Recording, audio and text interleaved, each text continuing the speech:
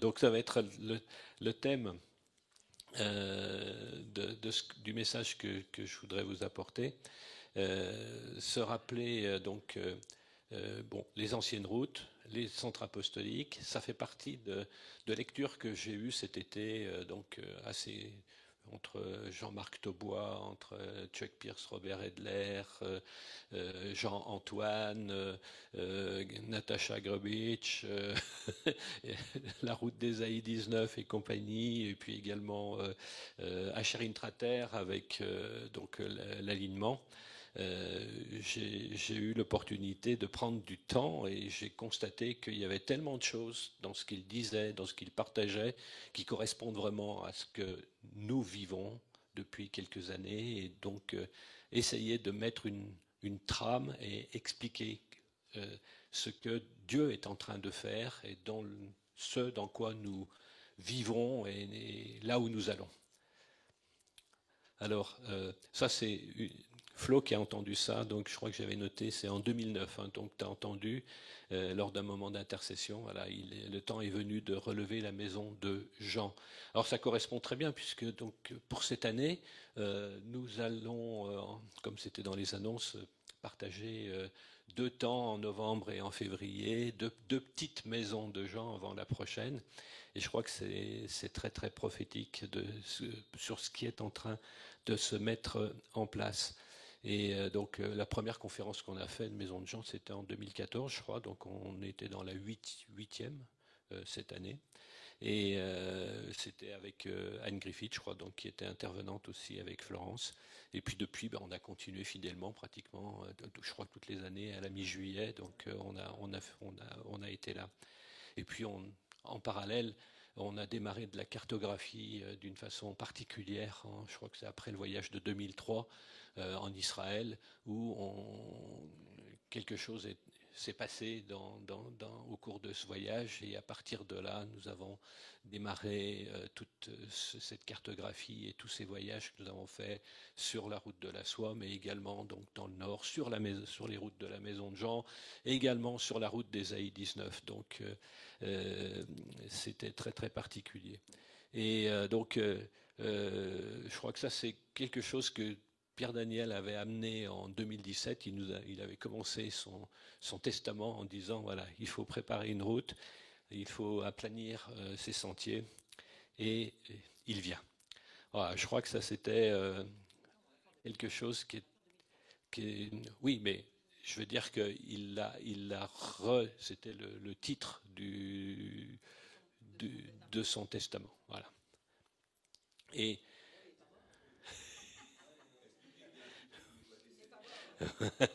non, mais un testament, tu peux l'écrire quand tu veux. Il n'y a pas de problème. Il devient effectif le jour où tu décèdes, effectivement, mais il l'a laissé ici, voilà. Donc, et il y a donc je vous ai parlé de lecture, et donc ça c'est le titre l'Église apostolique se lève. Ça rejoint aussi ce que Alain Caron partage actuellement donc sur les centres apostoliques et l'expansion apostolique. Il y a quelque chose de très très particulier. Il y a un mouvement qui est là, donc vraiment important. Et il est important de se rendre compte qu'il n'y a pas de mouvement apostoliques qui ne reviennent donc à Israël, qui ne reviennent à Jérusalem. Et vous comprendrez dans ce que je vais vous partager qu'en fait, quand il a été dit que la parole serait prêchée en fait jusqu'aux extrémités de la terre, il y a quelque chose de particulier qui fait que maintenant, cette parole, elle revient, tout cela revient à Jérusalem, le long de ces routes dont je vais vous parler. Donc c'est vraiment le temps de la maison de Jean, le temps d'un exaucement. Jean est aussi la clé du mouvement prophétique et du mouvement apostolique.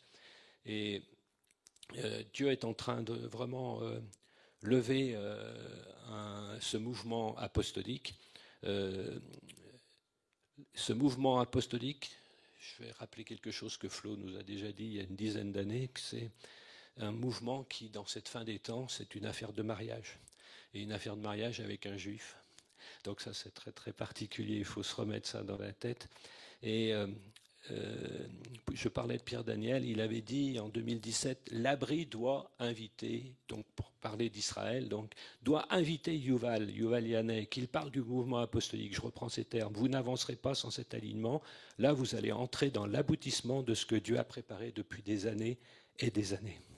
Donc Dieu lève un mouvement apostolique et nous ne pouvons pas le dissocier de l'épouse qui se lève. Nous ne pouvons pas non plus le dissocier de sa sainteté et de sa demeure. La petite maison à côté, donc, est la lettre bête. Voilà, ça c'est pour continuer l'histoire de cette année 5782, donc, la construction de la maison. Et c'est ce que nous vivons. Et on va parler de l'Ecclésia à un moment donné, mais disons que ce qui est très important, c'est les maisons. Chaque maison est un territoire particulier et doit être comme une maison de prière. Et c'est l'être qu'il y avait sur la maison sur la Souka cette année. Nous ne pouvons pas donc dissocier ça. C'est une construction que Dieu est en train de faire. Hein, donc voilà, c'est une petite animation pour vraiment nous imprimer ce que Dieu veut nous dire ce matin et dans les temps dans lesquels nous sommes. Voilà, cette lettre bête en lettre de forme de porte ouverte, donc pour se rappeler cette lettre très particulière pour ce deux, et c'est la maison, donc construction d'une maison. Et se rappeler que aussi il y a eu, je mets stratégos parce que ça représente quelque chose d'important pour nous par rapport à Trevor Baker. Trevor Baker a démarré des réunions auxquelles participent Florence, Laurent, Virginie, et donc c'est surtout par rapport au fait que Chuck Pierce avait parlé, donc partagé d'une salle de stratégie, donc une salle, une war room, comme la pièce de préparation pour la guerre, pour la bataille. Et donc, il y avait une salle de stratégie et une porte très épaisse. Et donc, qu'il fallait une clé pour y entrer. Et donc, c'est ce que Trevor nous a rappelé. Cette clé, en fait, ça concernait la reconnaissance faciale. Et il nous avait dit, bien avant le confinement, donc en 2018, en mai 2018, il nous a dit, l'ennemi cherche à vous confiner car vous ne reconnaissez pas qui vous êtes, là où vous avez accès. Sa stratégie est donc de vous confiner, même dans les finances, même dans ce que vous faites. Mais vous devez continuer à faire une percée et vous devez continuer à chercher cette porte qui va s'ouvrir car vous avez l'accès. Donc ça, c'était mai 2018. Il est venu nous dire ces paroles qui nous ont beaucoup encouragés. Et se dire qu'on est vraiment testé devant cette porte. Elle nous emmène dans notre futur, donc ensemble, j'espère, tous ensemble, avec d'autres également, hein, donc dans un mouvement apostolique global, mondial. Et dans ce lieu du nouveau, on doit laisser le passé. Et Dieu va nous donner une nouvelle vision. Et donc ça, c'est pour la moisson. C'est ce qu'il faut qu'on comprenne. Et que cette moisson, c'est Jésus qui va la faire. Il y aura des moissons dans votre champ à cause de l'appel que Dieu vous a donné. Il ne s'agit pas que de ce lieu, mais il y a des nations dans ce champ-là. Et vous allez passer de cet appel prophétique à une construction apostolique. Et ce sont des choses différentes, des façons de travailler différentes. Voilà, donc certains vivent des réparations ou construisent. Et donc, se rappeler également qu'on a toujours eu cet appel prophétique, puisque Pierre Daniel disait au départ, on était une communauté prophétique servante, hein, au service. Donc, et donc, il ne faut pas abandonner cet objectif-là. Je vais passer rapidement sur les animations, ça s'efface, c'est pas grave. Mais il nous avait dit aussi qu'on était, nous, au niveau, donc globalement, on était donc dans un voyage. Paul a été dans un voyage Et son but a changé sur ce voyage. Et que, de la même façon, Trevor nous disait, je crois que Dieu vous a placé dans un voyage où il change les objectifs, mais la destination reste la même. Dieu ne change pas, mais il nous emmène dans ce voyage. Un voyage est une destination avec un but. Et Dieu veut vous libérer dans votre voyage apostolique. Je crois que vous devez trouver l'objectif apostolique que Dieu désire placer sur vous. C'est important de se rappeler ces choses-là parce que ça nous permet de comprendre dans le cheminement, dans ce que nous vivons au niveau de l'abri, au travers de ce que Flo nous enseigne et dans ce quoi elle nous emmène, de comprendre ce qu'il se passe. Et quand on parle d'apostolique, il faut qu'on comprenne ce que l'apostolique fait. Et cet apostolique va amener de nouvelles révélations sur la base des choses qu'on a vécues. C'est pour ça qu'on parle des choses anciennes. Donc c'est important de retracer une histoire de ce que nous vivons au travers de ce que Dieu dit au travers des apôtres qui peuvent passer là, des prophètes qui peuvent passer là, de ce que le Saint-Esprit peut nous dire. Et donc, Paul a dit qu'il était un apôtre, c'était sa fonction, c'était ce qu'il faisait. Cette église-ci de l'Abri, a dit Trevor, est apostolique. Puis il y en a d'autres qui l'ont dit aussi, qu'il y a une onction qui est apostolique sur Florence. Et que dans cette saison, l'apostolique va dépasser le prophétique. Donc, cette communauté prophétique servante, elle évolue vers ce que l'on va appeler un centre apostolique. Essayez de comprendre cela. C'est ce que Chuck Pierce, Robert Edler partagent, ce que Alain Caron aussi partage dans leur livre.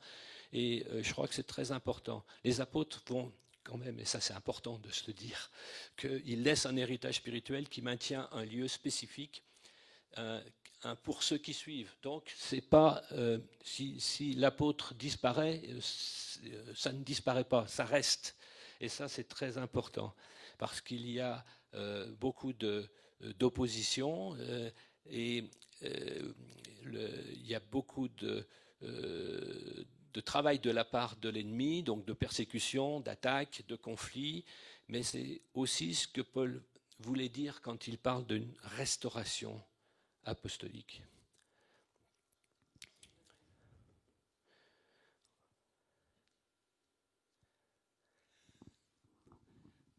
Les animations.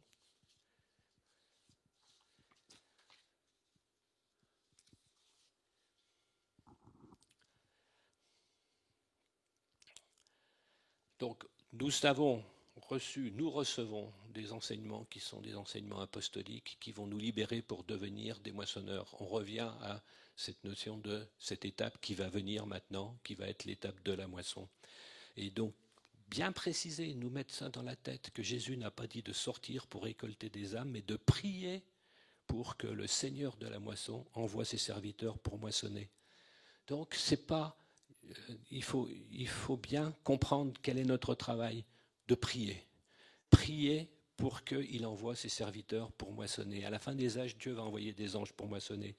Et ainsi, nous passons de cette communauté prophétique servante à un centre apostolique et prophétique, et de bien comprendre qui nous sommes.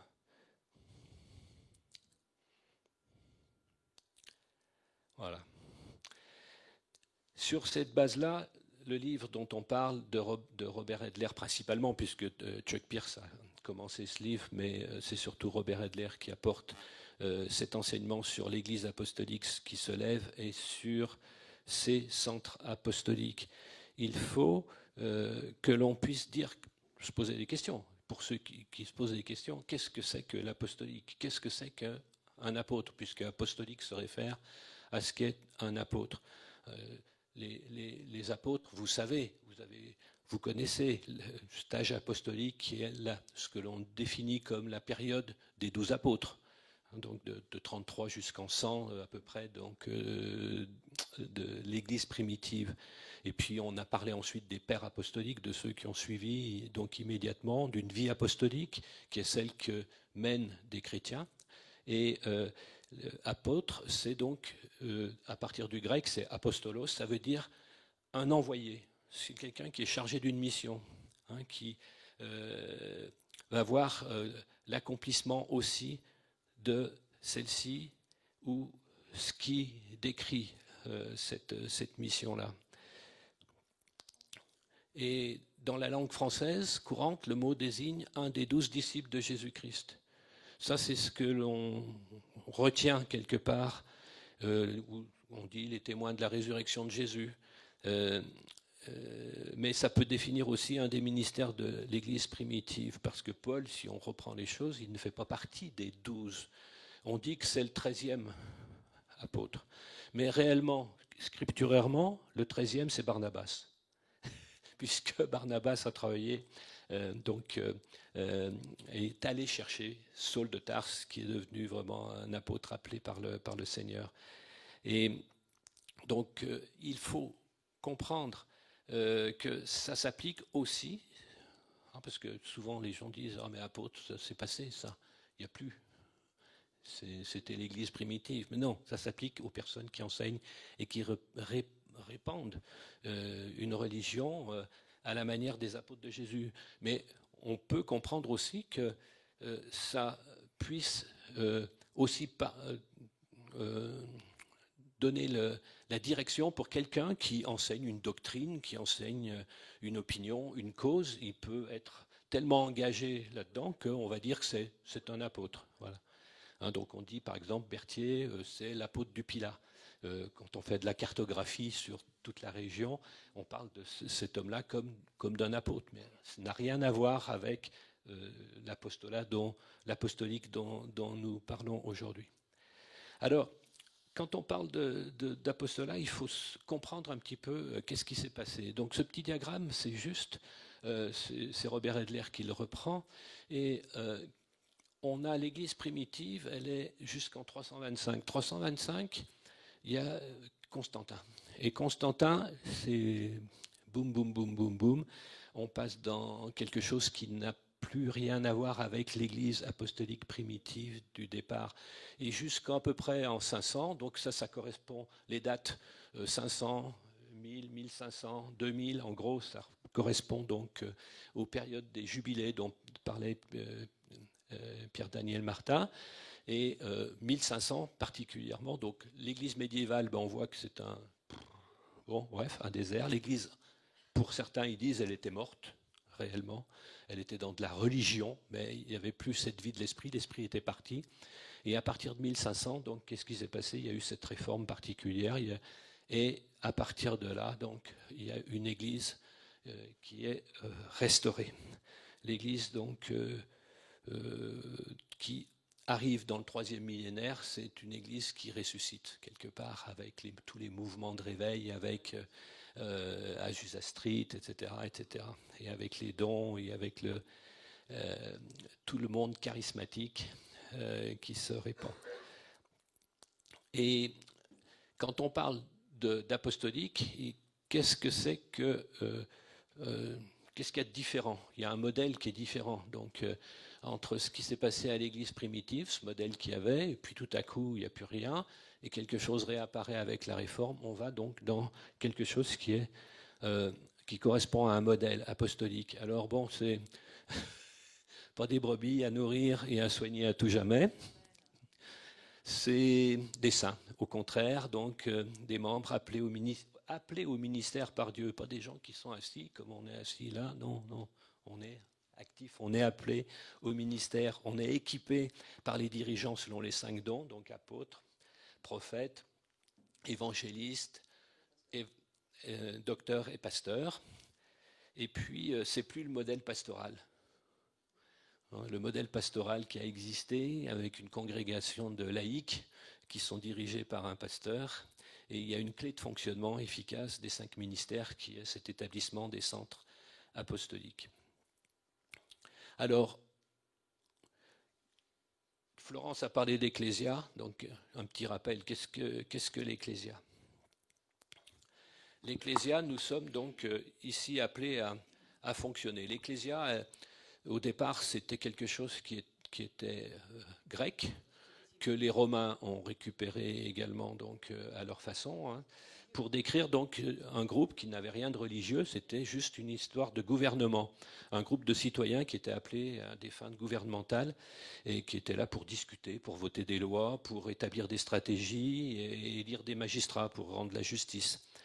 Et nous sommes appelés à fonctionner en tant que gouverneurs soumis au gouverneur suprême, c'est ce que j'ai noté là, le roi Yeshua. Donc en parallèle à ça, c'est plus du tout une histoire d'un monde laïque, d'un royaume laïque, de république ou d'autres royaumes, mais on est donc dans le cadre du royaume de Dieu. Et l'Ecclésia, donc voilà ce que je vous ai donné comme information, et nous sommes cette Ecclésia. C'est premièrement que nous avons été appelés hors du royaume des ténèbres, donc ça c'est le monde, etc., pour nous rassembler autour de notre roi dans la proximité et l'intimité. La référence c'est Colossiens 1,13. C'est que nous devons entendre sa voix, j'espère que nous l'entendons tous, et agir comme des scribes qui enregistrent sa volonté, hein, ses plans et sa stratégie. Ça me rappelle le chant à propos, il y en a certains, ils ont les chars, ils ont les chevaux, et nous plaçons notre confiance en lui, nous l'écoutons et nous obéissons. Et son autorité est en partenariat avec lui. Nous sommes mandatés pour obéir et agir selon ce que nous avons entendu dans sa présence. Et ça, c'est Matthieu 28, 18 à 20. Alors, qu'est-ce que c'est que, j'ai parlé de centre apostolique, ce que partagent Robert Edler ou Alain Caron, qu'est-ce que c'est qu'un centre apostolique dont nous avait parlé déjà aussi Trevor Baker en disant par exemple à Dudley, c'est l'Arc, donc c'est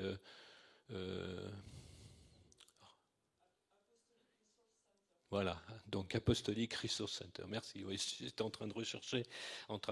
Donc pour eux, ils ont fait cette démarche de la même façon que au Texas, donc toute l'équipe de Chuck Pierce est aussi dans cette dimension.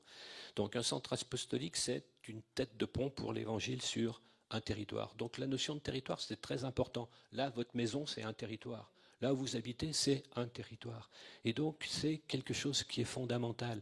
Ce n'est pas l'Église en soi, le bâtiment de l'Église, mais c'est là où, parce que l'Église peut être vide, n'être qu'un bâtiment. L'important, c'est les gens, les hommes, les femmes qui sont à l'intérieur et qui sont la tête de pont pour l'Évangile sur un territoire donné. C'est un centre de ressources. Et normalement, c'est une dimension régionale et que c'est établi pour tout ce dont les églises de la région ont besoin pour grandir et se multiplier. Et dans ce sens-là, c'est ce que nous essayons de faire quand Florence se déplace, enseigne, et ici, à la fois ici, mais à l'extérieur, et que ce soit en utilisant Zoom, etc. Donc là, on amène donc par la puissance du Saint-Esprit des ressources. Et donc selon le livre des Actes, lorsque l'Église s'étendait dans une nouvelle région ou une nouvelle culture, puisqu'on changeait, on passait du monde de l'Orient au monde grec, et ensuite on allait à Rome, etc., un nouveau centre apostolique était établi répondant à un certain nombre de besoins. Alors, qu'est-ce que ça...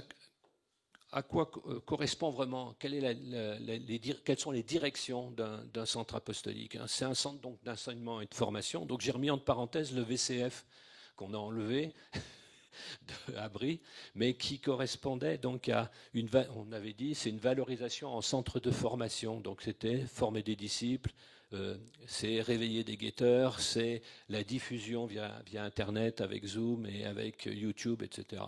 Donc c'est ça. Ça correspond à cette particularité de ce qu'est un centre apostolique. C'est aussi un centre d'envoi. Donc le but, c'est d'implanter de nouvelles églises, mais sans forcément dire église, on peut dire groupe de maisons. Votre maison, donc, est un endroit donc, qui va permettre de renforcer l'action du Saint-Esprit sur de nouveaux territoires. voire même des nations. Et donc ça, j'ai mis en présentiel ou avec Zoom, puisque les choses ont évolué avec ce que nous vivons. C'est aussi donc un centre apostolique, ce sont des lieux de rassemblement pour des célébrations qui sont régionales. Donc dans ça, on peut mettre des séminaires, on peut mettre des ateliers, on peut mettre des conférences. Ça, c'est le langage d'aujourd'hui, hein. Ce n'était pas le langage de l'époque dans l'Église primitive. Et ils se réunissaient au minimum donc 3 fois par an. Et ça, c'était au moment des fêtes bibliques. Et c'est quelque chose que nous avons découvert il y a quoi? Il y a 2 ans maintenant, donc de cette importance. Oui, mais disons de cette mise en pratique et de réunir d'une façon apostolique des gens d'un petit peu partout, de différentes confessions, etc. C'est quelque chose qui, ça fait donc, c'était la 2e année où nous avions Sukkot par exemple aussi, donc entre Pessah, la Pâque, donc Shavuot pour Pentecôte et Sukkot pour ce qui est de la fête des tabernacles. Voilà, on retrouve cela, alors que ce n'était pas notre préoccupation, on va dire, au fondement de ce que l'on a vécu il y a 20 ans, 30 ans même.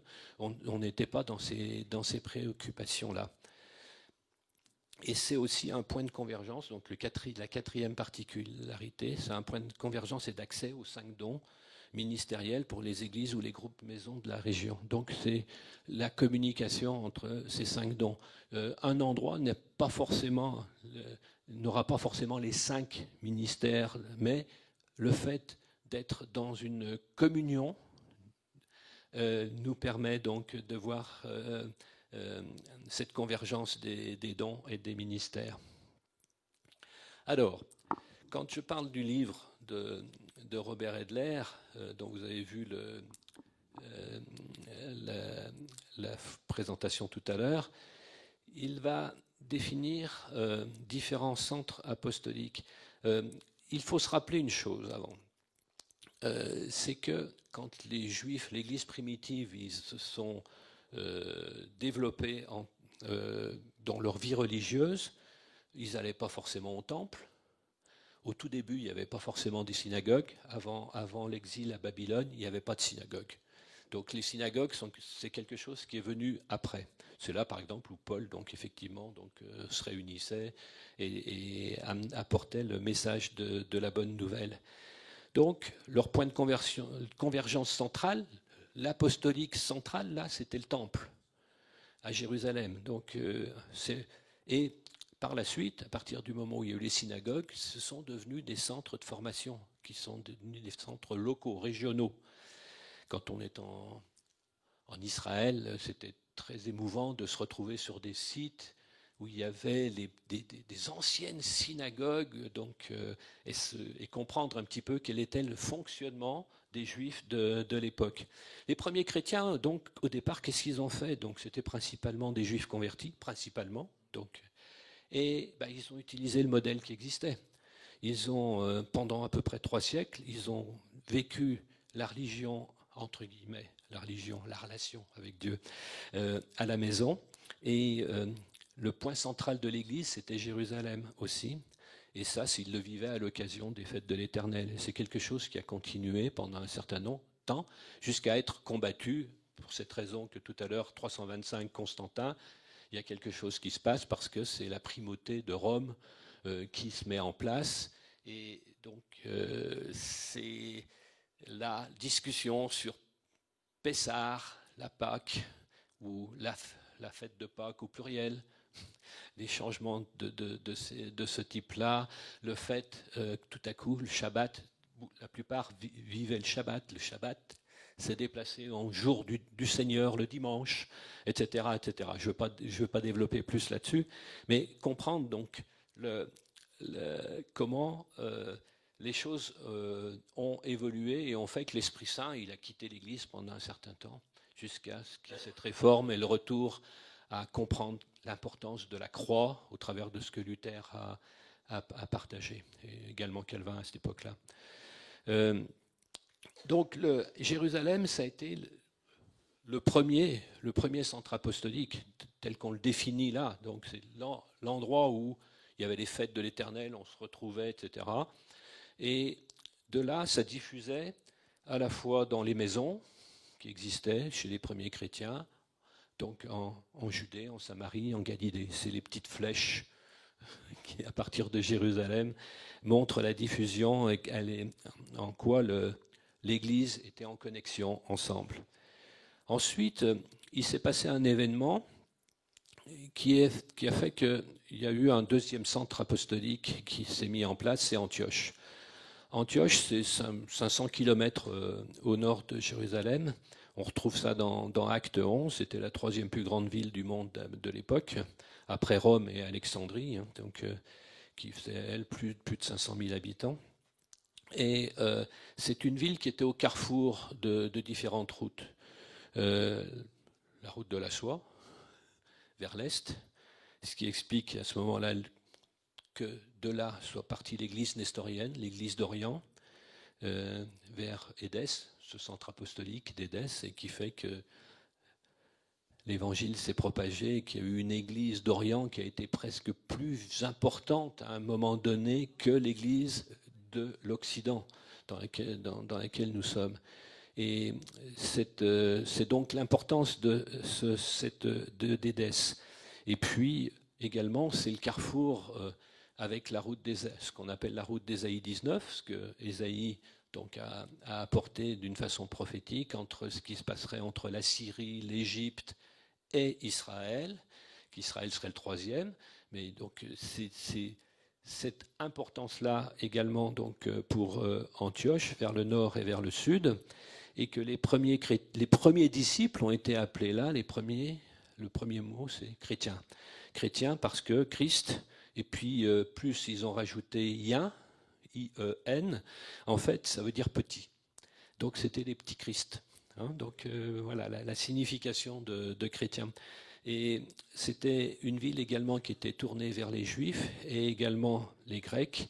Et selon le psaume 22, toutes les extrémités de la terre, les familles des nations penseront à l'Éternel et se tourneront vers lui. Il y avait un plan au travers de tout ça, avec ce centre donc apostolique d'Antioche. Et Barnabas est resté là avec Paul, il est allé chercher Paul, donc il était chypriote lui, donc on voit l'île de Chypre ici, qui a fait l'objet d'un de nos passages également donc, dans tous ces voyages en 2008 je crois. Et c'était Barnabas, tout à l'heure je vous ai dit, en fait c'est la deuxième génération d'apôtres. C'est le 13e apôtre et le 14e c'est celui qui est allé chercher à Tars, un petit peu au nord de Chypre, donc dans la partie de l'Anatolie. Et il a été chargé de mettre l'Église en ordre avec Paul pendant pratiquement une année, avant d'être envoyé. Ça, c'est donc une des missions d'un centre apostolique. On l'a vu tout à l'heure. Donc c'est la formation, etc., mais également l'envoi. Et donc ils ont été envoyés vers l'Anatolie, et donc ils ont retraversé depuis Chypre jusque donc dans ce qui est l'Asie mineure.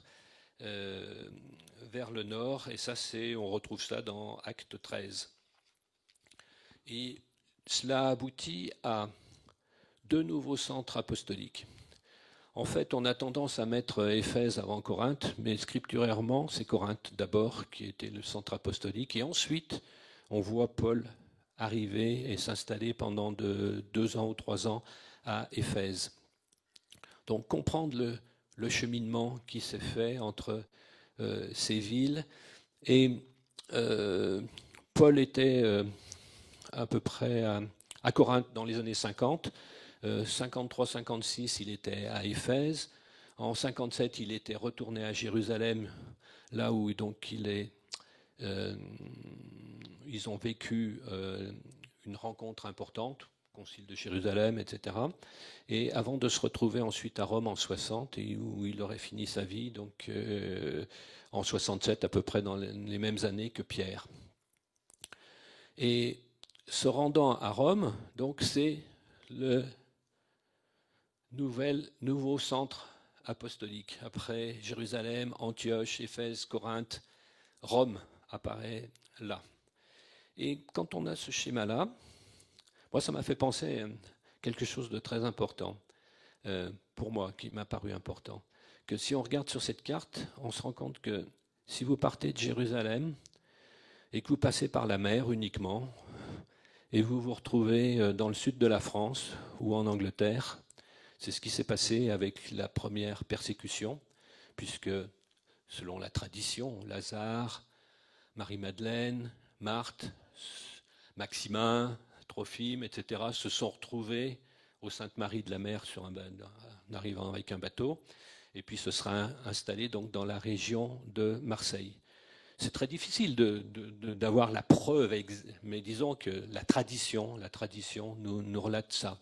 Et en même temps, il s'est passé un autre événement, c'est qu'il y a une autre famille juive qui est partie de Jérusalem et qui a atterri en Angleterre. Et c'est ce qui va expliquer ce mystère de cette église primitive en Angleterre, de cette église celtique, qui fait que cette famille juive, un des descendants, ça a été Patrick. Patrick, pourquoi cette église, elle appliquait le Shabbat? Pourquoi cette église, elle fêtait la Pâque, Pessah, etc. C'est quelque chose qui est très difficile d'expliquer et c'est quelque chose que Robert Edler explique très bien donc, dans son livre, surtout à propos de Iona, du centre apostolique de Iona. Bon, ça, vous vous rappelez pour certains du cours des voyages dans les années 2008, 10, quelque chose comme ça. Voilà, ça explique comment cette église, il y a eu ce conflit jusqu'à Whitby, où là, tout à coup, Rome a pris le dessus. Hein, à Whitby, donc au 6e, 7e siècle. Et c'est comprendre cette stratégie particulière d'avoir, je crois qu'il y a un pointeur, oui, d'être parti de Jérusalem et de ne pas être venu à Rome. Ils ont fui la persécution. Pourquoi ils ne sont pas venus à Rome? Parce que qui persécutait? L'empereur. L'empereur était à Rome. Donc ils ont fui et ils ont contourné tout ça, arrivé par là, donc les Sainte-Marie de la Mer, et puis un peu plus haut, donc l'Angleterre. Et là, c'était les premiers chrétiens. Et ces premiers chrétiens, c'était l'Église primitive. Et cette Église primitive, elle était messianique. C'était des Juifs. Et ils sont venus avec leur culture, avec leur tradition, avec ce à quoi ils obéissaient. Et donc, comprendre le coup de Trafalgar de Constantin en 325 et qui fait que cette Église, tout à coup, en déclarant que tout le monde entier, le monde romain était devenu chrétien, il n'y avait plus de conversion. Hein. On tombait dans une religion qui était proche du paganisme et c'est très très important de se rappeler tout ça. Oui, elle sort du paganisme, mais elle rebâtit les églises sur les lieux païens. Donc, sans forcément faire tout le nettoyage qu'il était important de faire.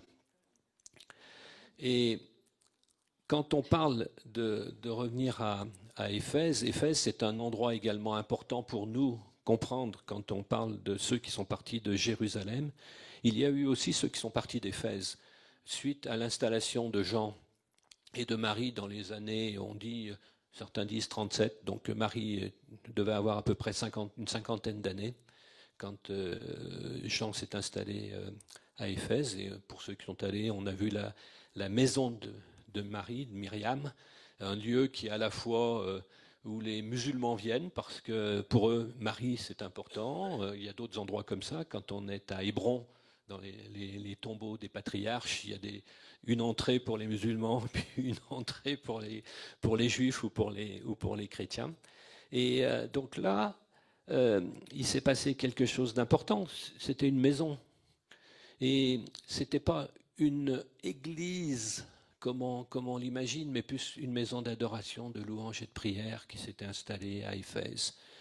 Et de là, il y a eu des enseignements pendant des années et des années. Jean, au contact de Marie, il a revu tout ce qui s'était passé donc, des 3 années de ministère de Jésus. Et lui qui était sur sa poitrine, il était tellement proche que quelque part, il ne pouvait être qu'au bénéfice, comme s'il avait reçu quelque chose.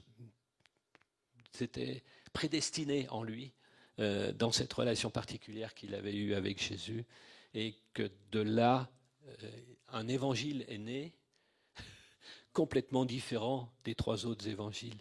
C'était plus une histoire, quelque part, mais quelque chose de tellement profond quand on regarde Jean 17, etc. Ce message de Jean est tellement fondamental pour nous. Et ça, tout ça, Jean l'a partagé avec un petit gars qui habitait Smyrne et qui s'appelait Polycarpe. Polycarpe, pourquoi Polycarpe, ce nom? Polycarpos, ça veut dire celui qui porte beaucoup de fruits. C'est Polycarpe. Donc c'est la racine étymologique de son nom. Et Polycarpe a été évêque et martyr à Smyrne. Et il est né à peu près en 70, donc il est né bien après, il est né à l'époque où le temple a été détruit. Et il a fini brûlé vif. Et puis il ne brûlait pas, donc ils lui ont mis un coup d'épée parce que il y a quelque chose de tellement fort sur sa vie. Donc ça, c'est en 155 ou 167. Mais entre-temps, il avait vécu donc au contact de Jean. Et Jean, Smyrne, c'est pratiquement à côté. Hein. Et il a formé un autre petit gars qui s'appelait Pothin, qui lui a été envoyé, c'est là la mission de ce centre apostolique d'Éphèse, l'envoie aussi par bateau, je pense, ou par route. Je ne sais pas comment est-ce que Pothin est arrivé, mais je pense plutôt que, vu la longueur du chemin en bateau, ça allait plus vite. Il est arrivé donc à l'embouchure du Rhône, remonté le Rhône jusqu'à Vienne et jusqu'à Lyon. Et là, ça a été le démarrage d'un centre apostolique, surtout au travers du ministère d'Irénée, qui lui a été, Pothin était le premier évêque de Lyon, et Irénée donc a été à la mort de Pothin martyr, Blandine et compagnie, Sanctus, en 177. Irénée est devenu le 2e évêque, a beaucoup travaillé contre toutes les hérésies qui essayaient de se développer au travers du gnosticisme, et il a vraiment contribué à un développement important. Voilà. Alors, c'est ce qu'on pourrait dire aussi, on parle du centre apostolique d'Éphèse, c'est qu'au travers de ce cheminement de Pothin, d'Irénée jusqu'à Lyon, c'est vraiment l'installation d'un centre apostolique, puisque le premier évêque était à Lyon, et ça explique ce terme de primatial. C'est un terme qui est particulier pour Lyon. C'est la primatiale des Gaules. C'est l'endroit premier, vraiment, au niveau de ce centre, de ce gouvernement apostolique qui s'était mis en place. Et ce qui est important aussi, c'est le livre de Jean-Antoine. On l'a vu, c'était donc, pour ceux qui étaient sur Zoom, la réunion pour Soukhot. Il était dans il est pasteur en Belgique, et il a écrit une trilogie qui s'appelle Anil et Dodiv et Dodili. Et donc le 3e volume, c'est celui que vous voyez à l'écran, donc c'est Racheter les chemins anciens. Et à chaque fois, ça me fait penser au chant que Laurent avait composé dans le 2e, dans LM, tu nous ouvres les portes. C'est oui, nous irons marcher sur des chemins oubliés et nous irons relever les autels d'autrefois. Et ce qu'a écrit Jean-Antoine, c'est vraiment une confirmation aussi tellement forte de ce que nous vivons au niveau de l'abri. Dans tous les voyages qu'il fait avec sa femme, etc., il a vécu des expériences vraiment très similaires à ce que nous avons vécu, nous, sur le terrain, et également dans toute la région et dans le monde entier. Et il a vraiment mis l'accent sur une route qui est en parallèle avec la route de la soie, avec la route d'Ésaïe 19. C'est de en recreuser les puits, racheter les anciens chemins et rebâtir les autels. Et pour lui, il a découvert une route, la route de la maison de Jean. Et ça, nous ne l'avions pas vu vraiment sous cet angle-là. On parle de la maison de Jean, mais mettre cette route en parallèle avec Isaïe 19, avec la route d'Ésaïe 19, avec Ésaïe 49, avec la route également de la soie, c'est très surprenant. Et il dit que les puits et les chemins anciens sont souvent reliés les uns aux autres. Pour ceux qui se rappellent les puits comme à Beersheba, entre autres, les puits que Isaac a redébouché de son père Abraham, etc. Et ça, ces puits sont sur des chemins anciens, là où Abraham a pérégriné dans cette arrivée sur Canaan. Et ça a un nom particulier en hébreu. Ces routes qui sont élevées, ces grandes routes, c'est ce qu'ils appellent une messila ou des messilotes. Et c'est intéressant, ces routes, elles tirent leur origine de Jérusalem. Et Jérusalem, je le rappelle donc, puisque on aura droit à un mariage avec un juif, ça sera le théâtre d'un grand mariage, les noces de l'agneau, avec la nouvelle Jérusalem qui est préparée comme une mariée. Vraiment faite très belle pour son époux. Donc c'est à nous de travailler à ça. Nous devons nous présenter devant notre futur époux très beau ou très belle. Et un petit parallèle avec les premiers monastères celtiques. C'est important de se rappeler, on a une image du monastère. Monastère, c'est des gens qui sont qui obéissent à un ordre, des moines, pas des moinesses, mais des nonnes ou des abbesses, etc. Et il n'y a pas de vie de famille à proprement parler, alors que les premiers monastères celtiques, ils vivaient selon cette vie primitive avec le Shabbat important, les moines et les responsables, que ce soit les apôtres, etc., ils étaient mariés, ils avaient une vie de famille, ils vivaient dans des maisons, et donc c'était quelque chose qui a rien à voir avec ce qu'on met derrière un monastère actuellement.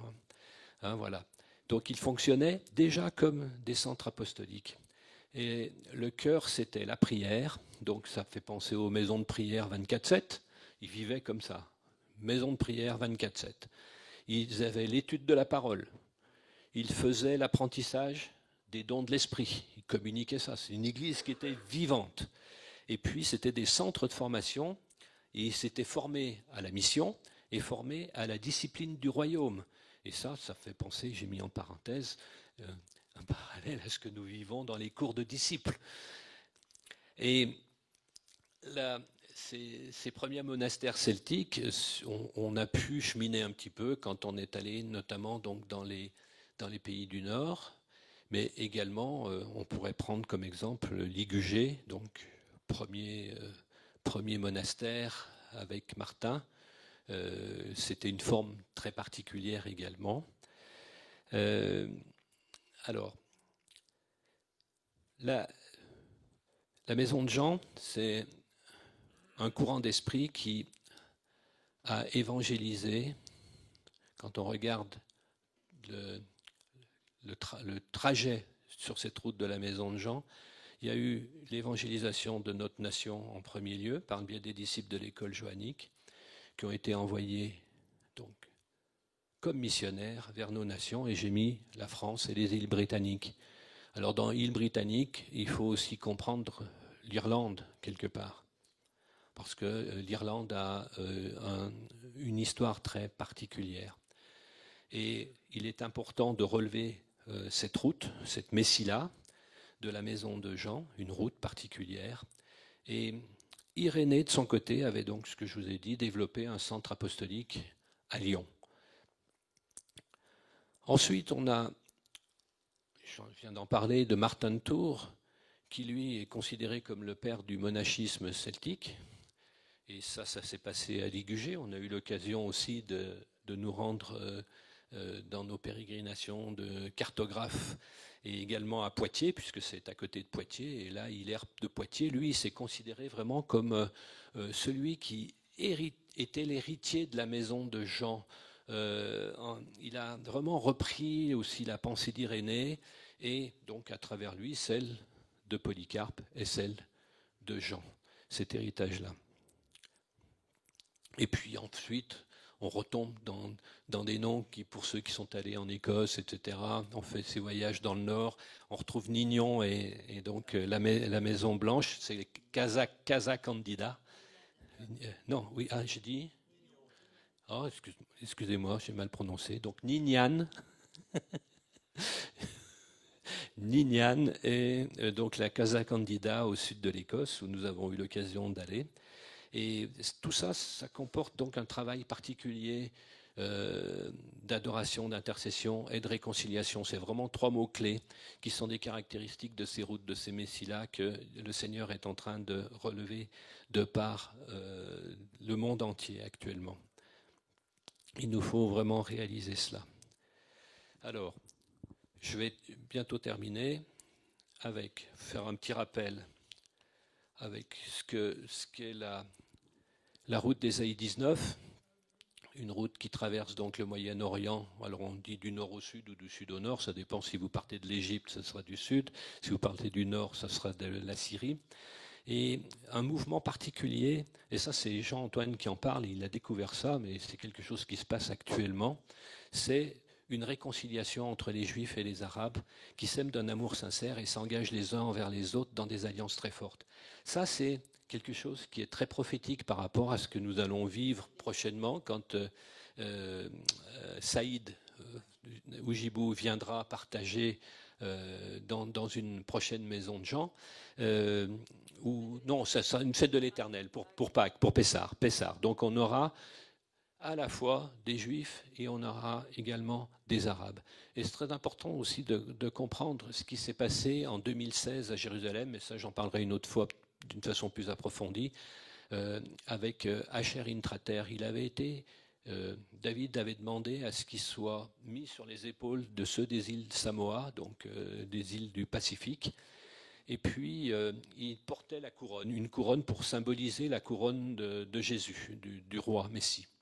Et il était porté par ces hommes, et les Arabes sont venus à ce moment-là donc aider. Les Arabes chrétiens sont venus donc aider pour porter Asher Intrater. Et il était impressionné. Et à partir de 2016, vraiment, on a senti un mouvement qui s'est passé de réconciliation entre les juifs messianiques, et les Arabes chrétiens, qui, pour dire récemment, donc nous devions y aller en septembre, mais bon, le planning n'était pas compatible. En Jordanie, donc à Wadi Rum, ils ont eu une semaine de rencontres qui était vraiment dans ce cadre-là, d'approfondir ces relations entre les Juifs et les Arabes. Et tout récemment, nous venons de recevoir une vidéo et des photos dans les Watchmen, où ils se sont retrouvés de chaque côté le lieu des baptêmes, donc sur le Jourdain, mais pas dans le nord, mais au lieu où on passe une route dans le milieu des barbelés, des champs de mines, etc., quand on est en Israël. Nous, on a eu l'occasion aussi d'y aller depuis la Jordanie de l'autre côté. Et donc, ils se sont retrouvés d'un côté des Juifs pour les baptêmes, du côté donc Israël, du côté du Jourdain Israël, et en même temps, donc, les Arabes donc, de Jordanie et d'autres sont venus également donc, de l'autre côté du Jourdain. Bon, ils n'ont pas pu communiquer parce que si vous passez la frontière virtuelle qui est au milieu du Jourdain, là, l'armée ne va pas apprécier. Hein, donc ça ferait partie d'une intrusion dans un sens ou dans un autre sur les territoires. Mais ils ont réalisé quelque chose de très prophétique, où on aurait aimé être également présent. Mais cette réconciliation qui va passer, donc c'est important. Le réveil doit se faire d'abord chez Ismaël, donc dans le monde arabe, et ensuite, dernière étape, donc ça va venir chez les Juifs. C'est ce que Asher Intrater partage dans son livre sur l'alignement. Et ça, ce sera l'occasion de partager cela une prochaine fois, ainsi que de tout ce qui s'est passé à Iona. Donc je vais m'arrêter là, juste reprendre une prière que Chuck Pierce a fait, et que je pense qu'elle est importante dans tout ce que nous vivons là, sur ces chemins, les anciennes routes de la soie. Donc c'est ce qui se passe au travers principalement aussi du ministère des Watchmen et avec David Demian. Donc ce qui vient à la fois de la Chine, des contrées chinoises, et ce qui est à l'extrême-orient, ça se réactive, et ça fait partie, vous en avez entendu parler, du mouvement de retour à Jérusalem, ou Back to Jerusalem. On a rencontré ce mouvement en 2005, André, tu te rappelles, à Rome, avec ce pasteur coréen qui était le pasteur Kim, qui nous parlait de la façon dont il revenait depuis l'Asie en implantant des églises sur cette route de la soie jusqu'à Jérusalem. Et l'Orient, l'Occident doivent ainsi s'aligner. C'est très important de comprendre le mot alignement sur Jérusalem, selon Ésaïe 49, sur des routes qui sont refaites ou relevées ou reconstruites. Le chemin de la maison de Jean, c'est cette maison, c'est ce que j'ai découvert, vraiment, un chemin, une route qui suit cet arc celtique et qui parcourt donc nos pays d'Europe de l'Ouest, à la fois donc Lyon, à Poitiers, l'Écosse, l'Irlande, sur le fondement donc de l'apôtre Jean. Et c'est quelque chose qui est, en fait, Jean, le point de départ réel, c'est Jérusalem. Jérusalem, ce premier centre apostolique. Et puis, tout ce mouvement-là a été jusqu'à atteindre, au travers de ce qui s'est passé en Occident, à la fois les États-Unis d'Amérique, à la fois l'Australie. Et de ce mouvement global, il y a ce retour à ce qui est essentiel, c'est le retour du Messie qui marchera sur le mont des Oliviers à Jérusalem. Et ça, c'est le plus important pour notre retour. Là, j'ai mis pour rappel le CD de Laurent, oui, nous irons marcher sur des chemins oubliés, nous irons relever les autels d'autrefois. Donc je vais juste faire cette prière ensemble que Chuck nous a laissée, où il dit, Père, je te remercie, et donc on va se l'approprier pour nous ici. Je te remercie pour tous ceux qui sont ici. Merci. Merci. Je te remercie pour tous ceux qui vont entendre tout cela. Je te remercie, Seigneur, pour ton appel. Je te remercie, Seigneur, de nous appeler dans un nouveau lieu cohésif et vainqueur. Il était question de parler dans la lecture que Florence nous a laissée, de victoire, la victoire. Mais parce que si cette Église va au-delà, nous devons savoir où l'Église est allée, comment de génération en génération ils ont échoué. Comment ont-ils perdu leur élan? Comment pouvons-nous faire un pas cette fois-ci et ne pas revenir en arrière? Comment pouvons-nous aller de l'avant? Seigneur, celui qui vaincra le monde en croyant que Jésus est le Fils de Dieu, celui qui garde mes paroles, va faire les choses qui me plaisent jusqu'à la fin. À celui-là, je donnerai autorité sur les nations. En d'autres termes, Seigneur, cette puissance de vaincre, nous devons y rentrer. Et Seigneur, c'est comme une nouvelle onction qui va se dérouler, qui se dénoue, un nouvel alignement, un nouvel appel pour nos vies, une nouvelle expansion, ce qu'a dit Florence tout à l'heure, une nouvelle dimension, un nouveau voyage pour nous, ensemble. Père, je dis que nous serons un, comme tu as prié pour que nous soyons un. Et aujourd'hui, tu vas commencer à nous faire devenir un. Et Père, je te donne ce que tu as fait jusqu'à maintenant. Nous te donnons tout ce que tu as fait jusqu'à maintenant parmi nous, dans toutes ces années.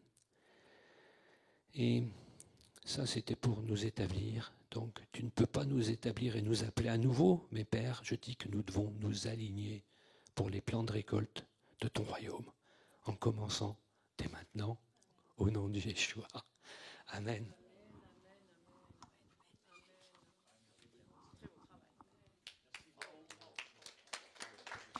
Bravo, c'est un très très gros travail. C'est une partie parce qu'il y en avait 5 fois ça, donc j'ai demandé à ce que ça soit synthétisé pour aujourd'hui. Mais on est en train de faire une relecture de toute la maison parce que c'est important, hein, vous comprenez bien sûr, hein, là où on va, c'est important. Nous, on va laisser aussi, on va dire, un pavé, hein, la maison, on ne sera pas tout le temps là. Il y a un moment donné où peut-être nous, on va même plus être là. Donc on pense à ça aussi. Et il y a cette part d'héritage qu'il faut laisser dans la maison, donc c'est à ça que Bruno travaille essentiellement. Autre chose, j'ai trouvé très important à la fin quand tu parles de la jonction Orient-Occident, ben, tout à coup je vois l'Australie et je revois Andrew Morabito dans le train en Chine, et où on a nos 2 bannières dans le bureau là-haut qui se sont rejoints, et on a déclaré de nouveau, réouvert la route ouest-est de la soie, chose qu'on n'avait aucune idée à la base au début quand on a démarré ce voyage, et puis à la fin on a compris que c'était ça qu'on faisait. Nous, on ouvrait la route ouest-est de Istanbul, même côté européen, jusqu'à la Chine, Pékin, Beijing et autres, et puis ensuite on voyait déjà les Chinois rentrer à Jérusalem. Donc ça nous dépasse. Quand on regarde tout ce qu'on a fait, on est complètement submergé. On dit, mais comment on a pu faire tout ça? Eh bien, on l'a fait. Et on n'a pas fini parce qu'il y a la Mongolie. Hein. Je sais qu'il y a la Mongolie qui nous attend et j'ai aucune idée de comment ça va fonctionner, mais la Mongolie nous attend. Donc, quand on a comme ça de nouvelles routes qui vont s'ouvrir, je trouve que c'était important que toute la nouvelle génération puisse l'entendre. Vous qui arrivez dans la maison, eh bien, sachez que voilà, il y a un certain nombre de choses qui sont faites, mais il y a encore pas mal de choses qui restent à faire. Et c'est notre mandat futur. Donc merci beaucoup Bruno, ça nous met quand même quelque chose de clair, on comprend, en tous les cas j'espère que ceux qui avaient fait toutes ces choses, ça vous éclaire davantage, les routes, les chemins, les stratégies, comment Dieu travaille dans son plan. Et puis pour ceux qui arrivaient, ben, prenez le train en marche parce qu'il n'y a pas moyen. Donc vous êtes rentrés dans le wagon et maintenant vous allez continuer avec nous cette magnifique histoire qui est loin d'être terminée. Voilà, c'est 12h30. Je pense qu'on va prendre la communion. Tout le monde reste pour la gap ou pas?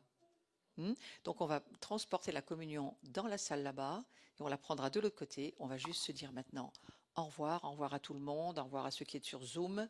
On souhaite que vous passiez un très bon dimanche. Continuez à rester avec nous et en tous les cas, vous comprenez bien aussi pourquoi la maison qui est en train de se construire et de se laisser faire par Dieu, aujourd'hui, je crois hein, qu'on a fermé, quand tu as parlé de l'Orient de l'Occident, j'ai vraiment vu c'est comme 2 aimants qui se rapprochaient. Bam, c'était fait, cette route-là, c'était fait. Maintenant, on va partir vers le nord. Donc j'ai dit, voilà, apprenons peut-être à comprendre à quoi servira la Mongolie dans les plans de Dieu. J'ai aucune idée.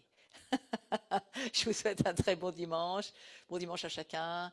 Pensez au Liban, priez pour le Liban, tenez-le dans vos prières. On se retrouve mardi.